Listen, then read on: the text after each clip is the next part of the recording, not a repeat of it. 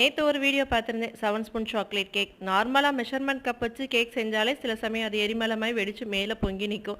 Spoon வச்சு செஞ்சா மட்டும் கரெக்ட்டா வந்துருமான்னு யோசிச்சுக்கிட்டே தான் ட்ரை பண்ணியிருந்தேன். சும்மா சொல்லக்கூடாதுங்க. கேக் ரொம்பவே சாஃப்ட்டா வந்திருந்தது. டேஸ்ட்டுமே அல்டிமேட்டா இருந்தது. ஒரு பவுல்ல 7 ஸ்பூன் எண்ணெய், 4 ஸ்பூன் தயிர், 7 ஸ்பூன் பவுடர், சுகர் சேர்த்து நல்லா மிக்ஸ் பண்ணிக்கலாம். இப்ப 7 ஸ்பூன் மைதா, 3 spoon cocoa powder, 1 teaspoon baking powder, 1/2 teaspoon baking soda சேர்த்து கூடவே 7 ஸ்பூன் அளவுக்கு பாலும் சேர்த்து நல்லா மிக்ஸ் பண்ணிக்கலாம். இப்போ ஒரு பேன்ல கொஞ்சமா கல் உப்பு தூவிட்டு அது மேல ஒரு வளையம் வச்சு மூடி போட்டு 10 நிமிஷம் ப்ரீ ஹீட் பண்ணிட்டு நம்ம ரெடி பண்ணி வச்சிருக்க கேக் பேட்டரையும் அது மேல வச்சு 30லேருந்து 35 நிமிஷம் லோ ஃப்ளேம்ல வச்சு எடுத்தீங்கன்னா சூப்பரான கேக் ரெடி ஆயிடும்.